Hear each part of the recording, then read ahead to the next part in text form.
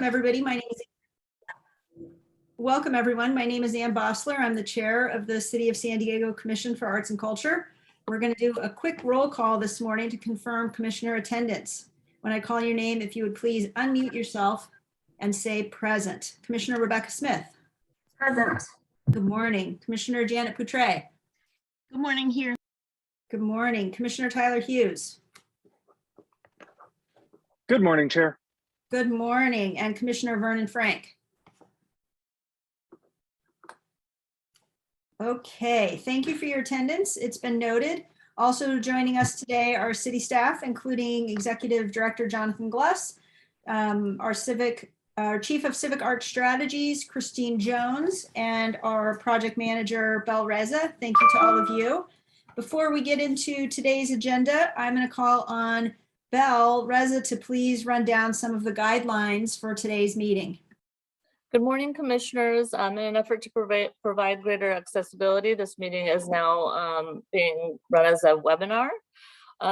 Just please remember to keep your video on, keep yourself muted when you're not speaking, unmute yourself when you speak. Only use the chat window to signal when you like to speak, and Chair Bossler will call in the order that it was received. Chair Bossler? Okay, terrific. Now we're going to move into the non-agenda public comment. Public was invited to submit public content on agenda and non-agenda items via a web form accessible through the agenda and the commission's website. Members of the public may also join this meeting as webinar attendees. If members of the public have submitted comments in writing via the web form, staff will read aloud the public comment submitted per city public comment protocol. I will call on Bel now to please read any non-agenda public comment or to call on any attendees who would like to provide comments. Okay, great. There are no members of the public in attendance. We do have one that was submitted via web form, and I'll go ahead and read that. This was submitted by Suzanne Silvas, and let's get to that. Hello, on November 18th, 2021, I attended the Zoom meeting for Historical Resource Board. The removal of signs and plaques have been removed from the historical landmark number 451 San Ysidro Library, location 101 West San Ysidro Boulevard. 2 Lost San Ysidro World War II Memorial that stood by the library circa 1946 to 1953. This wall had the names of 147 men and women from San Ysidro who served proudly, including my father and his brothers. The Resources Board referred me to Parks and Recreation for help on this problem. Thank you in advance for your prompt attention to this matter.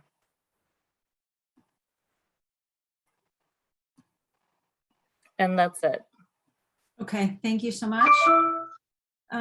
Next, we're going to move into the chair reports. At this point, we have an action item to approve the December 10th committee minutes. I hope everybody has had a chance to review the minutes from the December 10th meeting. Would anyone like to make a motion to approve the minutes as they are? Commissioner Poutre.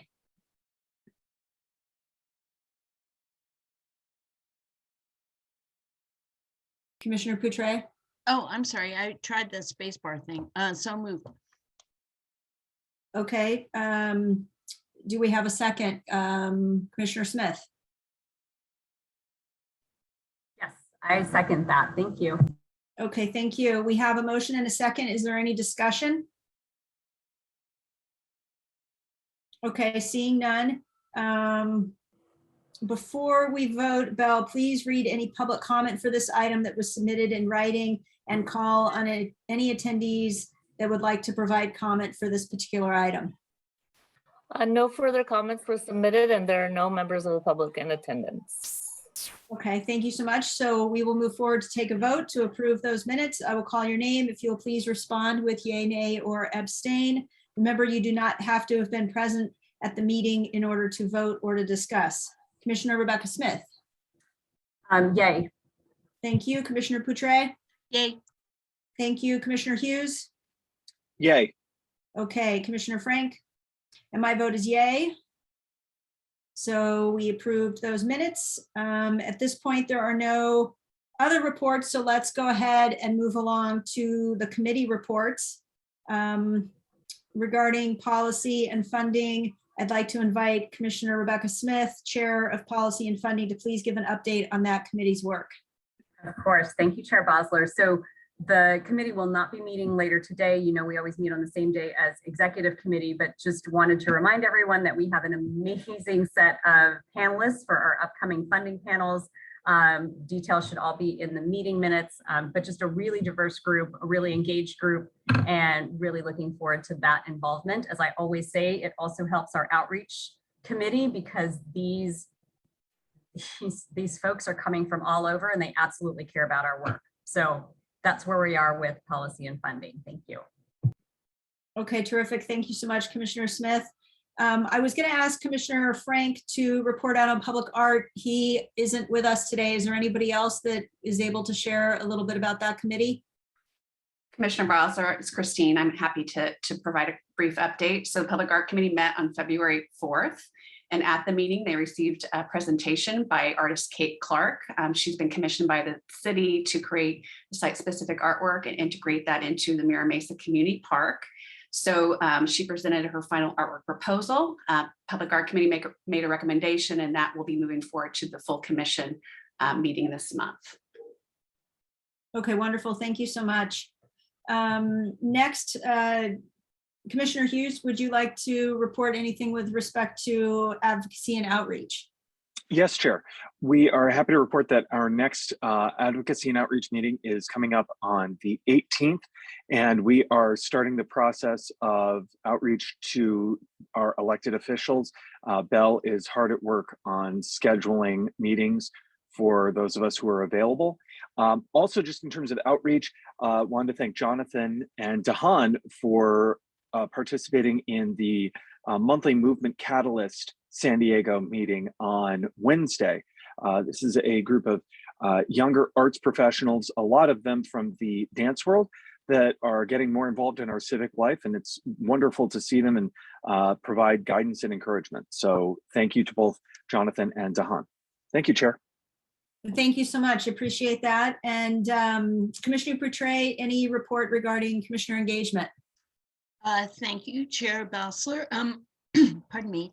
Yeah, I am hoping to ask Belle to help me do what she's doing for advocacy, which is set up some meetings. And what I really like to do is set up a Zoom meeting with the committee and see what everybody's feeling about the things that we should be working on. And I'm also curious, and we'll want to get with you, Jonathan, to understand where the DEI project stands. I believe we parked that at least in this committee. So I'll need to follow up on that. So basically that's my report. We're going to have a meeting. Okay, thank you so much. Belle, any public comment for any of the items? No, there is not, Chair Bosler. Okay. Okay, we are now going to move on to the action item of the approval for the February 25th commission agenda. The agendas were sent to you as part of the meeting packet. I hope everyone has had an opportunity to review it. Would anyone like to make a motion to approve the commission agenda as it currently is for the February 25th, 2022 meeting? Commissioner Hughes? I move. Okay, terrific. Commissioner Poutre? Second. Okay, terrific. We have a motion and a second. Any discussion with respect to that proposed agenda? Belle, is there a way to make it a little bit bigger?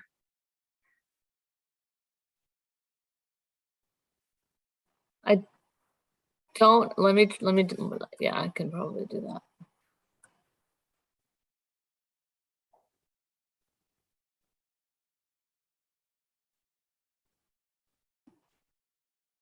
Did that? No, that didn't do that, right? Okay, well, that's okay. For next time, maybe. At any rate, any public comment as it pertains to this item? No, there is not, Chair Bosler. Okay, so at this point, we'll take a vote. I'm going to call your name. Please respond with yay, nay, or abstain that we're approving this agenda. Commissioner Rebecca Smith? Yay. Thank you, Commissioner Poutre. Yay. Thank you, Commissioner Hughes. Yay. Thank you, Commissioner Frank is not with us, and my vote is a yay. Thank you very much. And with that, we're moving at a brisk clip here. I'm going to turn it over to Executive Director Jonathan Gless to please share staff reports with us. Good morning again, everyone. So I have 5 points I wanted to touch on. The first is just to follow up to the public comment that was made at last month's full commission meeting about flow of the grantee contracts. So we have good news. It is cautiously good news. I'm pulling it up right now. Out of 171 grantees, as of this morning, 120 of them have fully executed agreements, and 106 of them have purchase orders. So just as a reminder, once a purchase order is in place is the time that they can actually start submitting an invoice. The biggest hurdle that we've had this year is due to staff shortages in both purchasing department and arts and culture. We are running about 2 months behind from where we should be. And when I say should be, I mean based on last year and the year prior to that. Now, contractually or legally, it says in the agreements that it may take up to 5 months for an agreement to be processed. That language has been in these contracts for a long time. That is never a goal for us to take 5 months. Ironically, when we made the improvements after the changes to council policy, we were confident that we would be 3 months and under.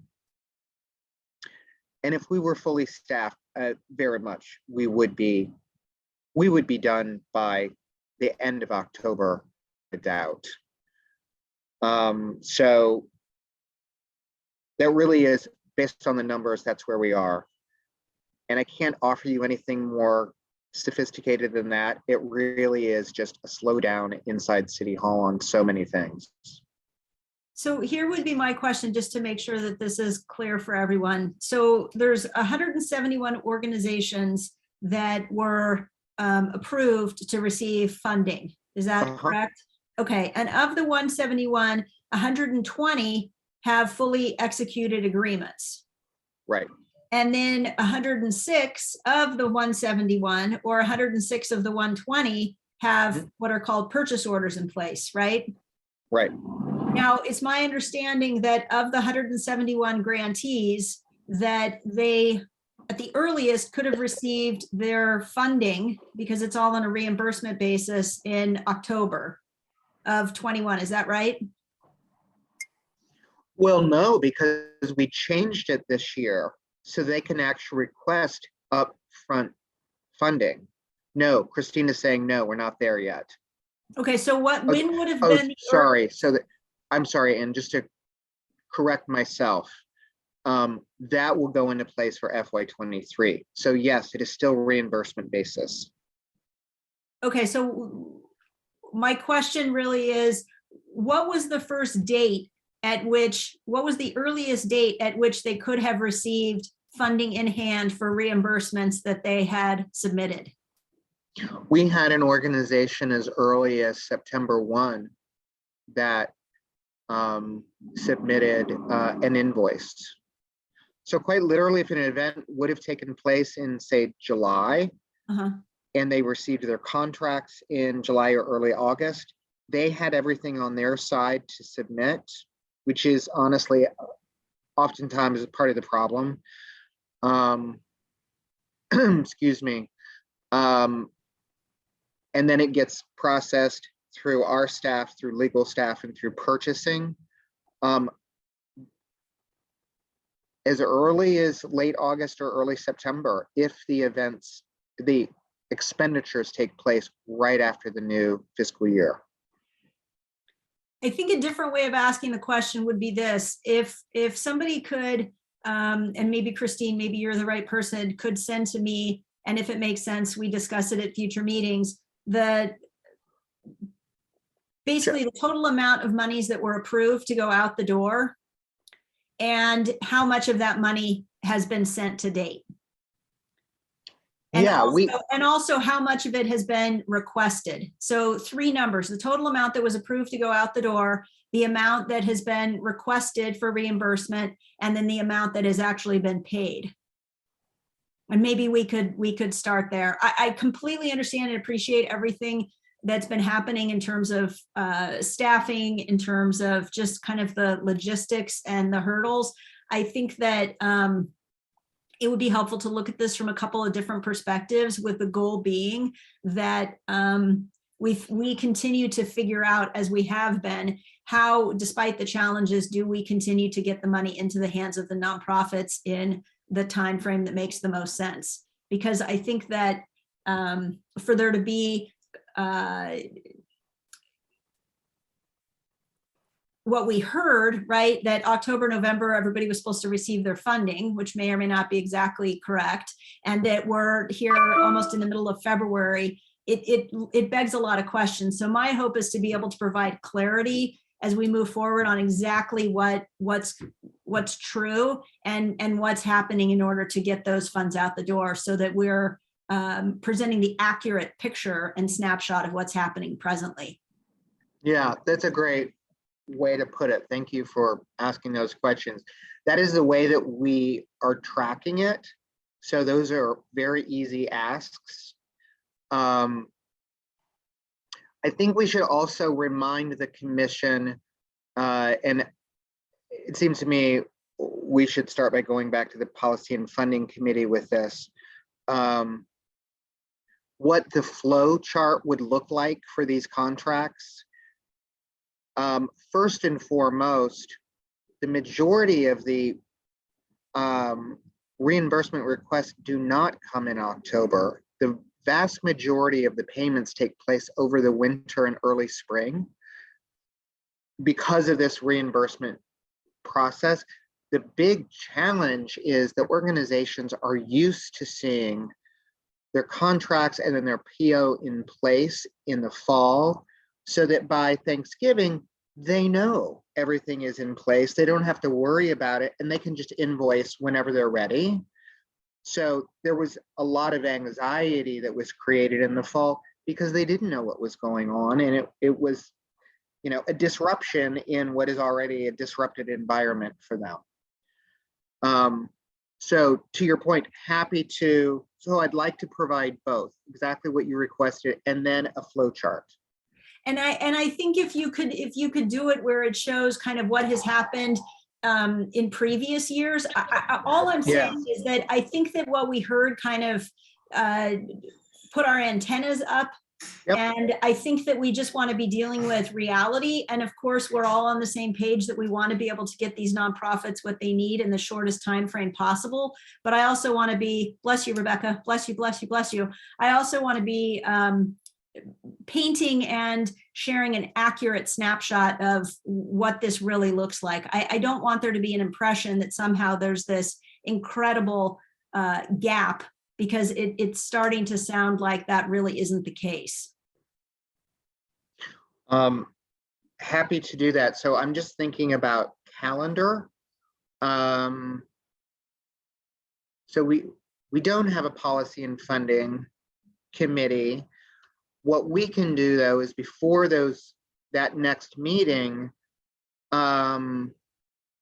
Rebecca, we can share this information with you and Ann. So we can keep you in the loop almost on a weekly basis. And then by the time we get to commission and the next policy and funding committee, we'll be able to have more of a refined report. And the next full commission meeting is on the 25th of this month, is that right? So my hope would be, Jonathan, that yes, Rebecca and you and I and whomever else can certainly have the conversation, but that there's something that during the director's report, perhaps, Jonathan, that could be shared out at that meeting. Yeah, absolutely. And we can work with Rebecca, whether it's director's report or Deanna can report, it would be Deanna's bailiwick to do this. So we'll work on who presents it, but I can guarantee we can do that. Not a problem at all. Okay, thank you so much. Commissioner Smith, did you want to speak? So just wanted to add to that, just confirming if we're able to do that. And of course, Deanna can present that, or Jonathan yourself, but to have that just so the public can hear that information at the next meeting, that would be so wonderful. Thank you. And if I may add, just to also add our vice chair for that committee, Commissioner Hughes as well, especially since he's our finance guy. So we need him in the conversation. Always assumed that Tyler's on the copy. Just making sure. Thank you. If I could, I'd like to add one more. Oh, I'm still in staff report. Yes, so I can add one more thing.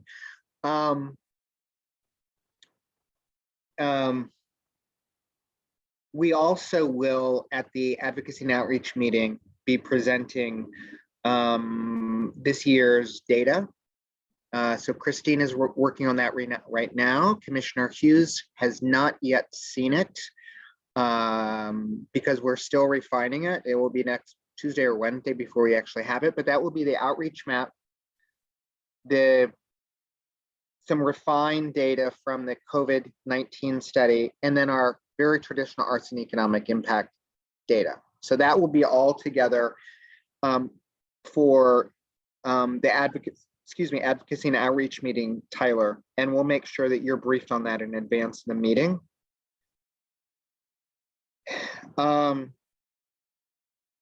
I also just wanted to note that on the February full commission meeting, this is Black History Month. We did not, the staff level, feel like we needed to call out something in particular because of the designations of so many months. However, we worked hard to make sure that the one presentation was about the educational campus that has received a great deal of money for upgrades to host Common Ground, be home to Common Ground Theater, and hopefully the Museum of African American Art and Culture. So I just wanted to kind of position that with you, that that's how staff have approached this meeting this month. And just general flow of information. This week was the executive budget review week, which is the week when department heads present to the chief operating officer and his team. So we've gotten through that, and I'll be able to report out at the March meeting some budget recommendations that have gone from staff to the chief operating officer's desk for consideration. And I believe those are the updates. Okay, terrific. Any other business to come before the group today before we adjourn? Okay, everybody enjoy the beautiful day out there. Thank you so much. With that, we'll adjourn this meeting. Have a great weekend. Thank you, everybody. Thank you. Thank Anne. you all. Thanks, everyone. Bye. Go Bengals. What the heck? Bye, Tyler. Bye.